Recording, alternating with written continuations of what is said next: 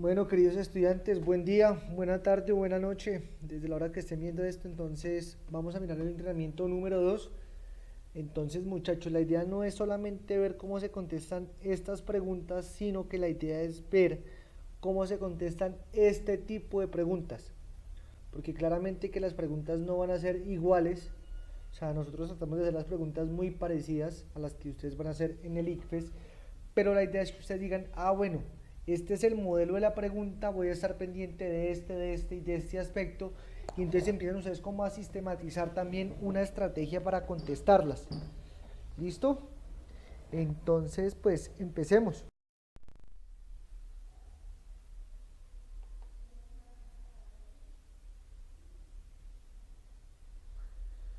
Bueno, entonces miremos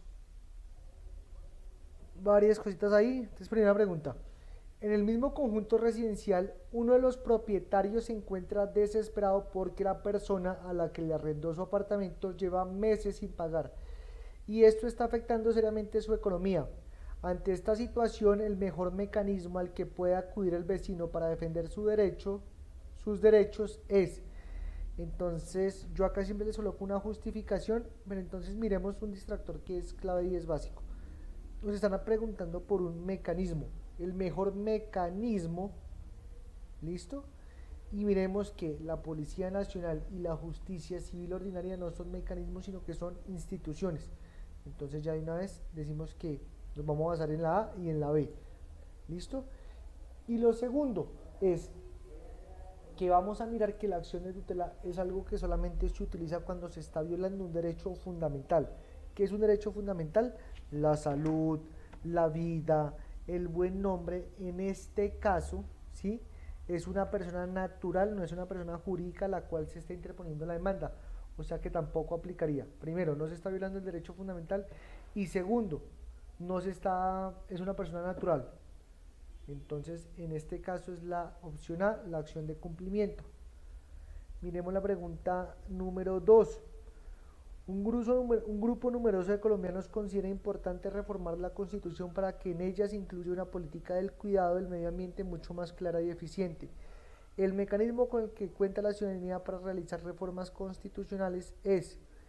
Entonces, muchachos, ustedes sacaron de ver la fundamentación y ya hemos hablado que el referendo es la única figura o es el único mecanismo constitucional, el único mecanismo de participación por los cuales se puede hacer una reforma constitucional.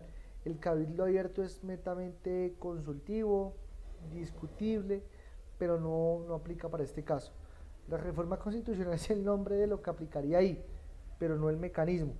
Y la consulta popular tampoco es un mecanismo que permita reformas constitucionales. ¿Listo? Entonces ahí espero que quede claro. Entonces tengan en cuenta. Miremos la pregunta número 3. En el año 2004 se produjeron diversas reacciones ante la presencia de los voceros de las autodefensas AUC, autodefensas colombianas, en la sede del Congreso. Por ejemplo, el presidente de ese momento, Álvaro Uribe Vélez, manifestó: desde que haya buena fe para avanzar en un proceso, no tengo objeción a que se les den estas pruebitas de democracia. Creo que se sienten más cómodos hablando en el Congreso que en la acción violenta en la selva.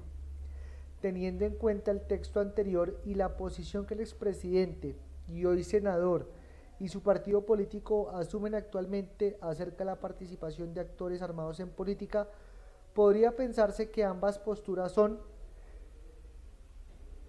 Entonces, es importante, chicos, que esto es una prueba de ciencias sociales y que ustedes también tienen que tener que, pues, conceptos o tienen que tener presente la actualidad política, porque esto es una prueba que es bastante contextual y los casos que le coloquen son casos pues bastante contemporáneos. Entonces tienen que estar pendientes como de esos temas. Entonces, uno, ya sabemos qué fue lo que dijo Álvaro Uribe en ese momento con los paramilitares, que él prefería darles unas probaditas de democracia, hacerlos partícipes en la conformación del poder un poquito, siempre y cuando su condición fuera la de participar y la de dejar de usar las armas.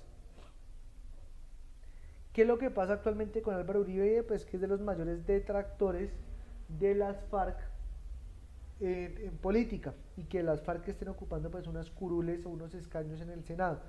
Entonces ahí están las dos posturas y claramente pues nos damos cuenta que ahí hay una contradicción. Ya de entrada pues sabemos eso. Cogimos las declaraciones de Uribe y cogimos lo que está diciendo ahora, ya hay una contradicción.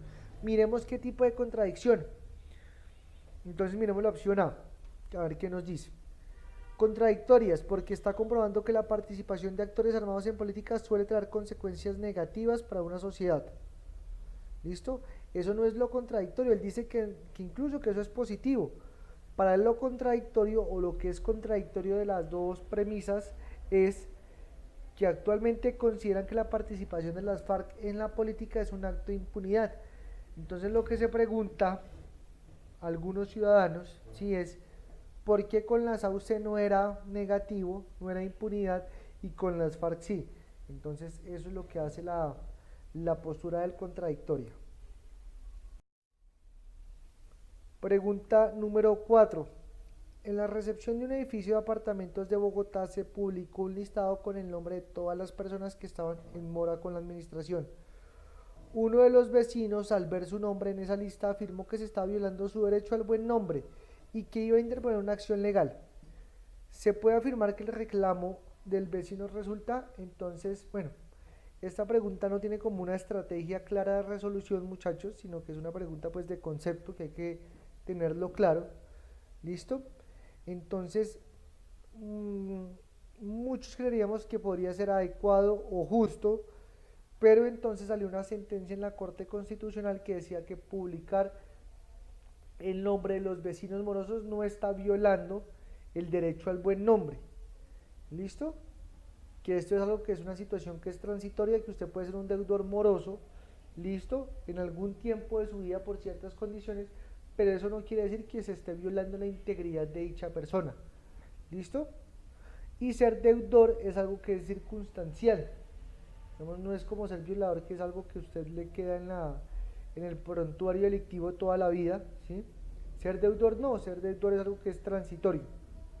Entonces en ese caso es improcedente, ya que la información publicada es verdadera y de interés general para los vecinos. Y lo otro que hay que tener en cuenta es que se está viviendo pues en comunidad y es un conjunto, entonces la administración pues tiene el derecho de utilizarlo.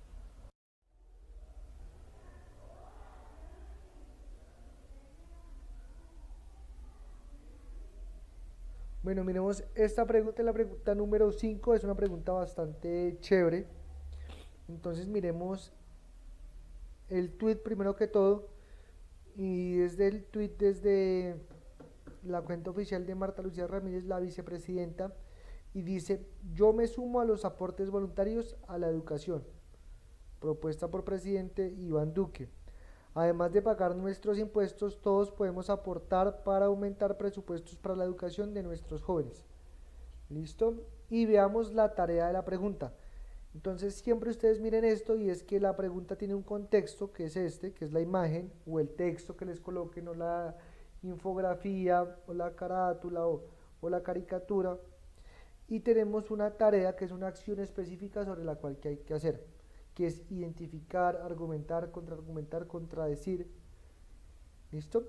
Es posible afirmar que el aspecto de este mensaje que resulta más problemático es que entonces nos está pidiendo que identifiquemos, la tarea de la pregunta, que identifiquemos un aspecto problemático en esa premisa. ¿Listo? Si hago una crítica al gobierno a partir de un mensaje político, en ningún momento se está haciendo una crítica al gobierno. ¿Listo? Y además también tenemos que empezar a evaluar las fuentes, y ahí es donde la lectura crítica empieza a aplicar para ciencias sociales y para todas las áreas.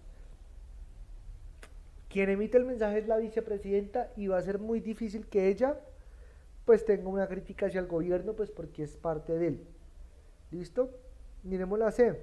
Se proponga realizar un aumento a los impuestos destinados a la educación afectando directamente a los contribuyentes.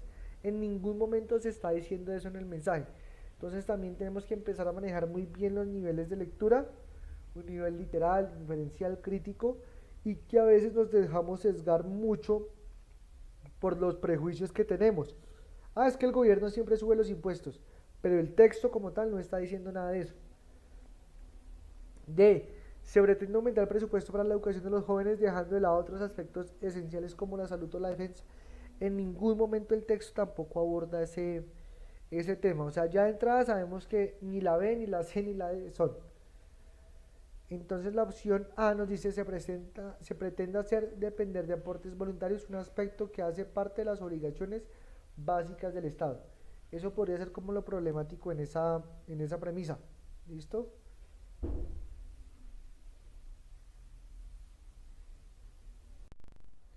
Digamos que la afirmación de la vicepresidenta no está diciendo nada ilegal, está diciendo paguemos nuestros impuestos, pero además de eso podemos aumentarlo a través de unos incentivos, unos presupuestos para las personas que quieran hacerlo.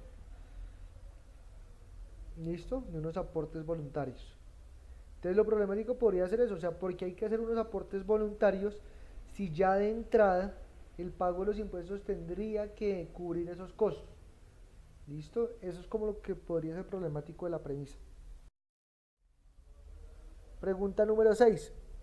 Hace poco la visita de una banda de rock sueca catalogada como satánica causó gran polémica en varios sectores de la opinión pública. Por ejemplo, un concejal bogotano manifestó, como concejal de la familia, como concejal de los cristianos, como hombre creyente, rechazo categóricamente la pretensión de presentar en Colombia, listo, puntos suspensivos, a esta asquerosa, satánica, corrupta y blasfema banda de rock sueca. Entonces nosotros sabemos que esto es algo que un competente ciudadano, esto es un contexto que de una vez ya tiene una problemática encima. O sea, tengan en cuenta que un competente ciudadano es una persona supremamente políticamente correcta, que está ajustada y alineada con la Constitución, donde ningún ideal cristiano está por encima de la Constitución ni la libertad de culto de ningún colombiano. ¿Listo? Entonces uno ya de entrada se huele que esa vaina está mal. O sea, que lo manifestado por el pastor cristiano está mal. Y esa puede ser como un buen insumo que ustedes se lleven, muchachos, y es, piensen siempre como en el deber ser de ese ciudadano. Es un ciudadano totalmente respetuoso, es un ciudadano ecuánime, es un ciudadano que no es prejuicioso, que participa constructivamente en la sociedad. ¿Mm? Eso es lo que ustedes tienen que pensar. Pensar en cómo funcionaría ese ciudadano. Entonces nos dice, es posible afirmar que las declaraciones del concejal se deben a que él desconoce la importancia de este grupo y el gran aporte que ha tenido en la escena cultural de los últimos años. Ese no es el problema. ¿Listo? El problema es que cree que la banda es blasfema, es asquerosa, es satánica, es corrupta. ¿Listo? En ningún momento él dice, no, es que yo no conozco la banda, no. El problema es que él dice eso. ¿Listo?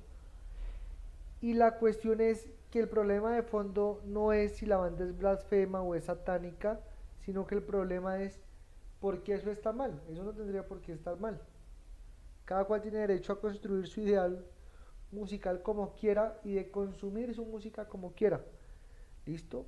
Miremos la opción B.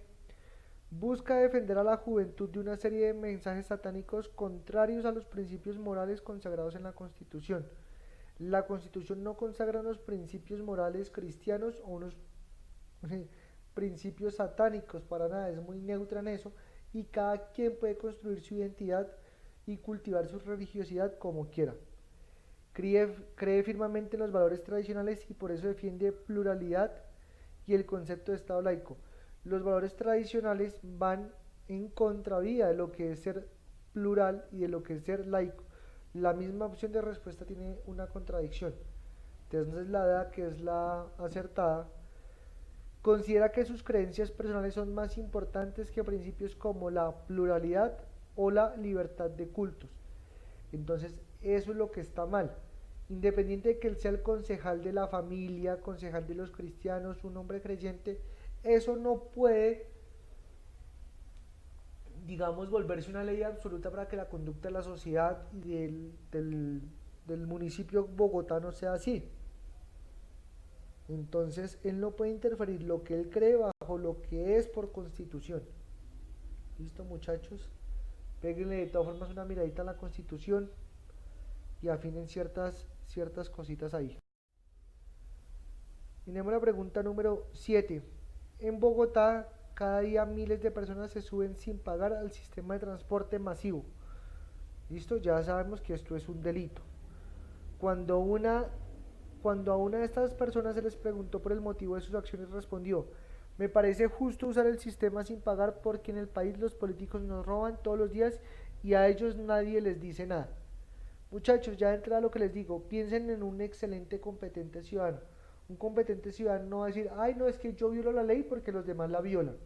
No, una persona es consecuente con las normas, las respeta. Entonces ya de entrada sabemos que acá hay algo que está mal y que esa persona está actuando de mala forma. Bajo ninguna premisa la violación de omitir el pago del Transmilenio es aceptable. ¿Listo? Porque un ciudadano siempre se mueve bajo el Estado, bajo la norma. Entonces miremos la tarea de la pregunta, nos dice: analizando la anterior afirmación desde un punto de vista racional, es posible afirmar que, ¿listo? Entonces nos dice más o menos que critiquemos eso, que qué es lo que está bien o qué es lo que está mal. Miremos las opciones que van porque eso sea bueno, porque sea adecuado. Miremos la opción B y la opción C. Es adecuado, ya que las personas más necesitadas se ven obligadas a realizar este tipo de acciones por la enorme corrupción del país. Vean que nos quieren llevar a un plano emocional donde nos dicen: ay, no, es que si uno es necesitado uno se puede colar en el Transmilenio. Entonces ser necesitado no es argumento para ser ni corrupto ni ladrón. ¿Listo? O sea, bajo ningún momento usted puede violar la ley, independiente de la condición que sea. Pero lo que les quiero mostrar es que utilizar esa palabra de necesitados como que nos conmueve el corazón y como que nos hace juzgar las cosas con un diferente rasero. Entonces no, la ley es una y aplica para todos. Miremos la C. Es pertinente porque manifiesta algo que la mayoría de personas cree pero que muy pocas se atreven a decir abiertamente. Lo mismo, usted no puede estar violando las leyes ni las normas. Entonces miremos las que son inválidas. Miremos la D. Es incorrecta ya que la honestidad hace parte de los principios éticos, morales y religiosos en los que se basa nuestra Constitución. ¿Listo? Ahí hay una cosa que está mal y es que la honestidad no es un principio que esté cuidado en la Constitución. ¿Listo?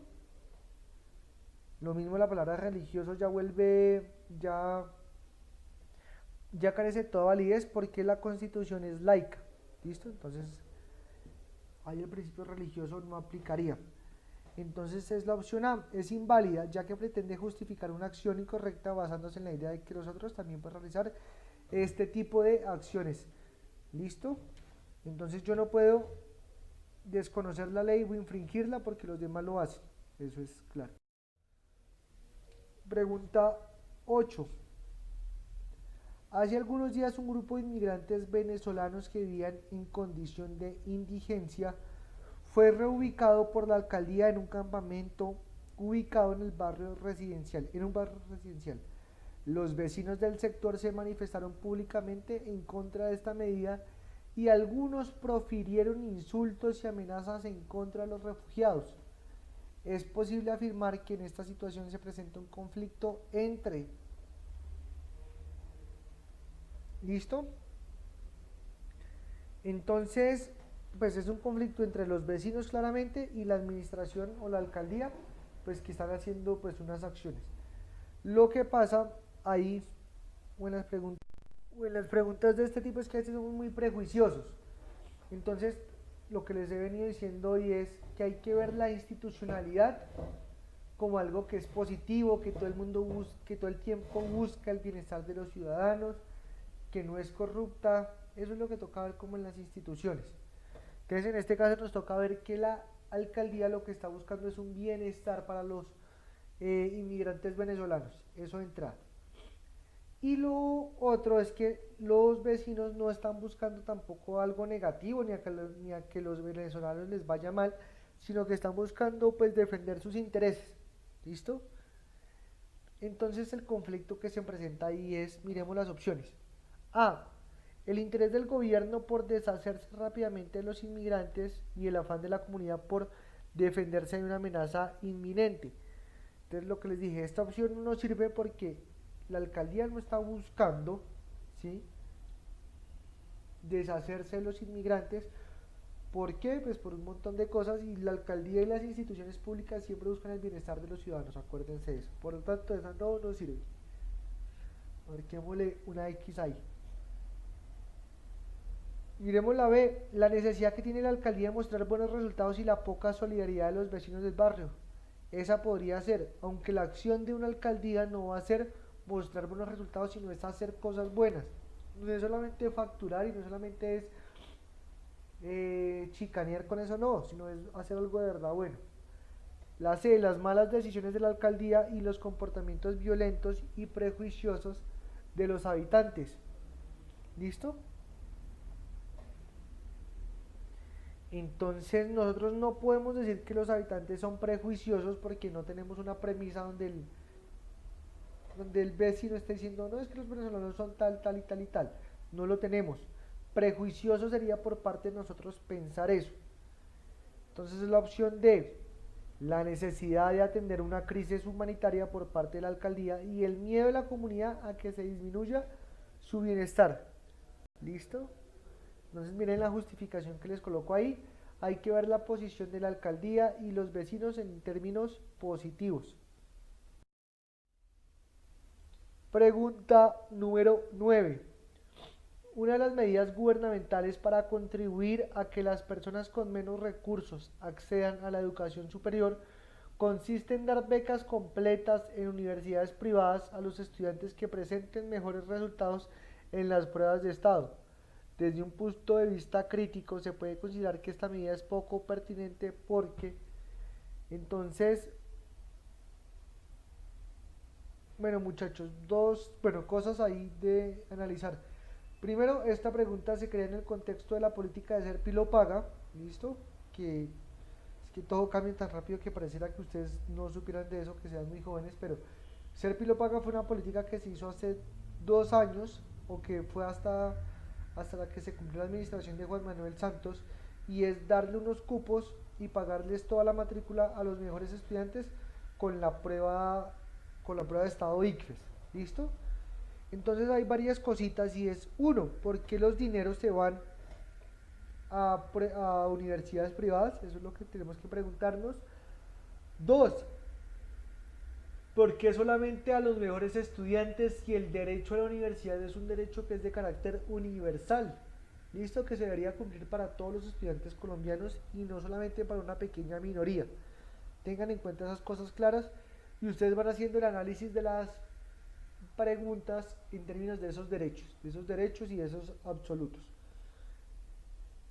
Entonces miremos las premisas que no tomamos en cuenta, que son la B, la C y la D. B, los estudiantes con menos recursos tienen muchas dificultades para adaptarse a las dinámicas socioculturales de las universidades privadas. Si bien es cierto, la problemática no es esa, o sea, lo que está planteando la pregunta no es eso. La pregunta dice, bueno, ¿en qué se está equivocando el gobierno o en qué se está equivocando el Estado con eso? Las pruebas de estado no son una medida fiel que permita reconocer qué estudiantes son destacados y cuáles no.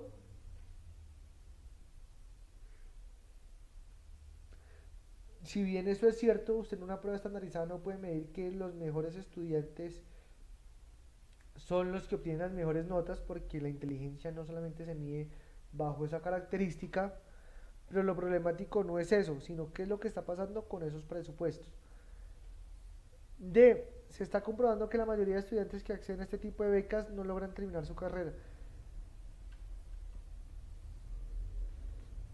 Eso es algo que es difícil de comprobar porque pues hay muy pocas, creo que hasta el año pasado fue la primera generación de gente que cumplió con el primer cartono, el primer grado, y el texto tampoco nos está diciendo eso, o sea, todo tenemos que ajustarlo a lo que es el texto.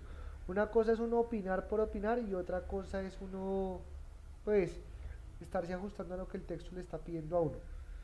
¿Listo?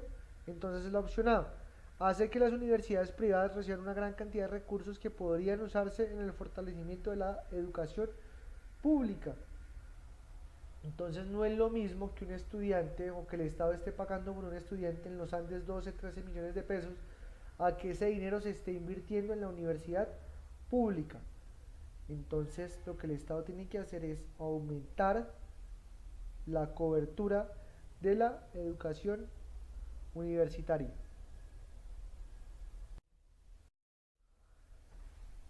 Pregunta número 10. En la Constitución Política de Colombia se establece que los derechos de los menores de edad están por encima de los de otros particulares. Eso es el artículo 42 de la Constitución. Por lo anterior, si un menor de 14 años comete un delito, no puede ser enviado a prisión y debe ser juzgado según un código penal diferente del ordinario. ¿Listo, muchachos? Un presidente de turno considera que, debido a este trato especial que se da en el juzgamiento de los menores, la delincuencia juvenil ha ido incrementándose. Por ello, decide convocar a la ciudadanía para conocer si ésta apoyaría que se anule la norma constitucional que pone los derechos de los menores por encima de los del resto de la población. De acuerdo con los mecanismos de participación directa que contempla la Constitución, ¿cuál de los siguientes es el adecuado para que el presidente pueda adelantar su iniciativa? Y ya lo hemos dicho mucho, el referendo es el único mecanismo que permite reformas constitucionales. ¿Listo? Además, muchachos, si no se condena a los menores de edad con el mismo rasero o con la misma severidad que a los mayores de edad, es porque todavía hay una personalidad, porque todavía no se está definiendo, todavía un joven no tiene claro entre lo que es bueno y lo que es malo. Por eso se buscan unas medidas correctivas como son los reformatorios. ¿Listo? Entonces eso es lo que pasa y por eso es que se hace. ¿Listo? 11. En el artículo 19 la Constitución Política de Colombia consagra: se garantiza la libertad de cultos. Toda persona tiene derecho a profesar libremente su religión y a difundirla en forma individual o colectiva. Todas las confesiones religiosas e iglesias son igualmente libres ante la ley. A partir de lo anterior es válido afirmar que, veamos que la premisa de una vez del artículo de la Constitución nos está diciendo: 1. El Estado espera que usted pues fomente una religión. Segundo, que no le indica cuál.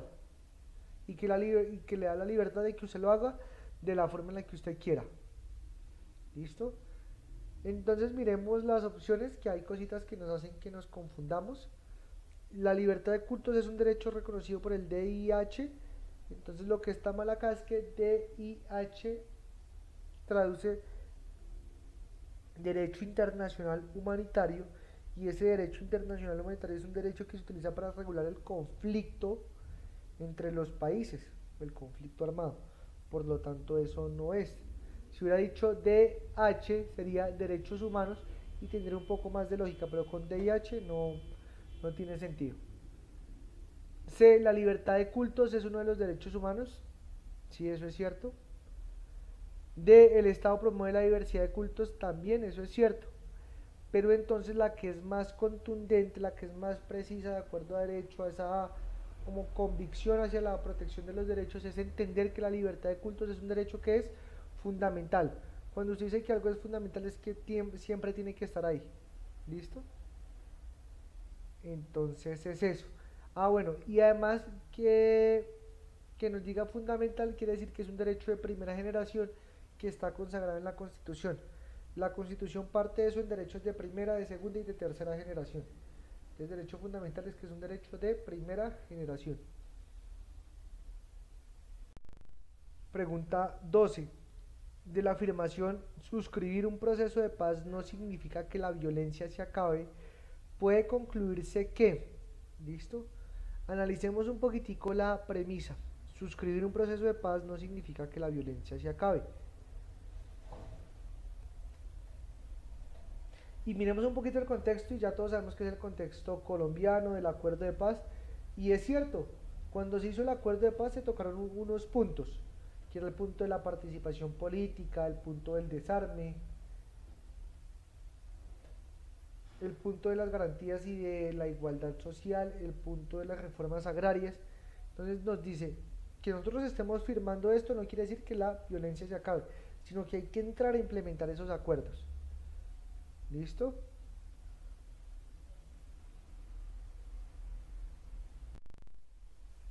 Listo, muchachos, entonces miremos que es la opción B. que nos dice, no es suficiente un tratado de paz, ya que la única causa de la violencia en Colombia no es el conflicto armado. Entonces se sabe que tenemos unos conflictos o el conflicto armado, pero la violencia también se debe a un montón de inequidades sociales, acceso a oportunidades, a una protección de los derechos. Entonces dice, listo, firmamos este acuerdo, pero es necesario que el Estado mejore todo este tipo de cosas para poderlo, para poderlo cumplir, o sea, para poder disminuir la violencia se necesitan son estas cosas.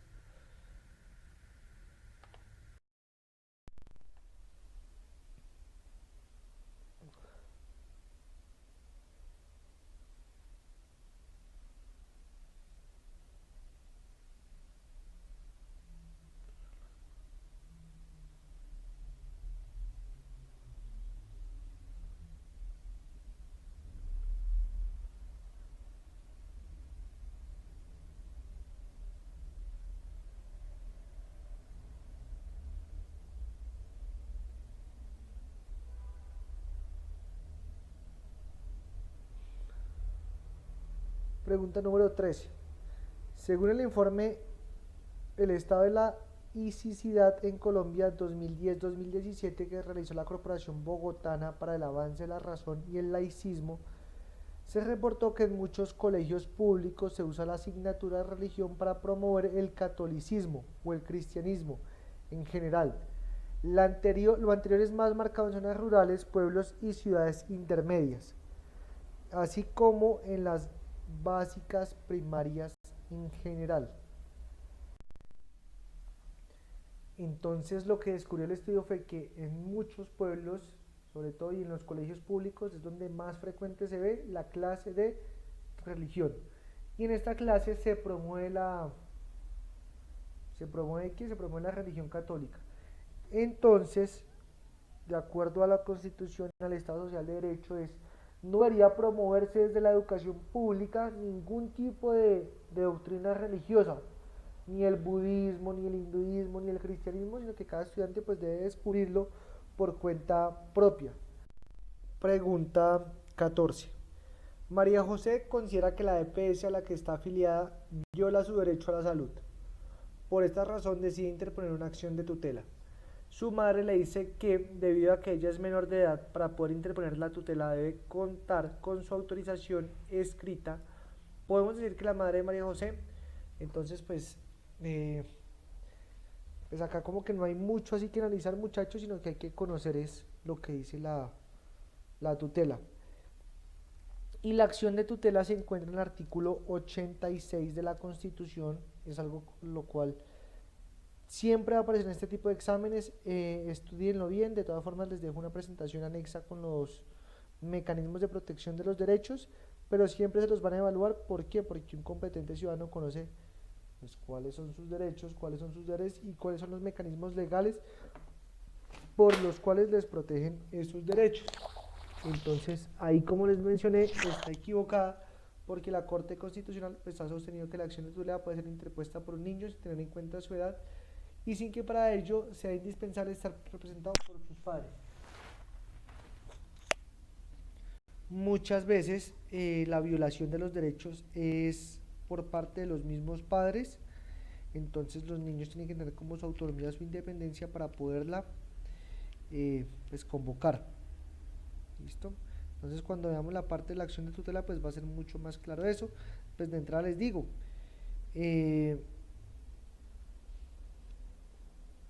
pues sí, que miren el artículo 86 donde está todo lo que está estipulado en la Constitución. Entonces acá en la mano les digo, ningún caso podrá transcurrir más de 10 días. Es una de las condiciones. Entonces en el anexo pues encuentran eso. Miremos la pregunta 15. Dice, alrededor de 8.000 personas firmaron una solicitud para poder reunirse con los representantes de la empresa prestadora de los servicios públicos de un municipio y así manifestarle todas sus inquietudes, quejas, reclamos y solicitudes. A esta reunión asistirán representantes de cada uno de los sectores de la comunidad, así como miembros representativos del gobierno local.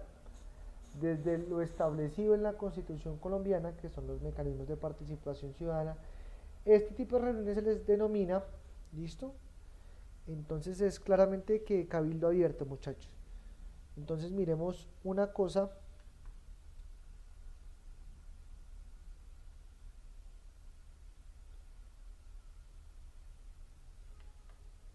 Y es que el meeting no es un mecanismo de participación ciudadana, ¿listo? El plebiscito y la consulta popular pues son, digamos, instrumentos que nos dan los ciudadanos por los cuales debemos votar, como que esa es la condición de ellos. El único mecanismo de los mecanismos, valga la redundancia, establecido para... Y listo chicos, fueron 35 minutos de entrenamiento, que les vaya muy bien, mucho éxito y sigan con disciplina con el curso. Chao, chao.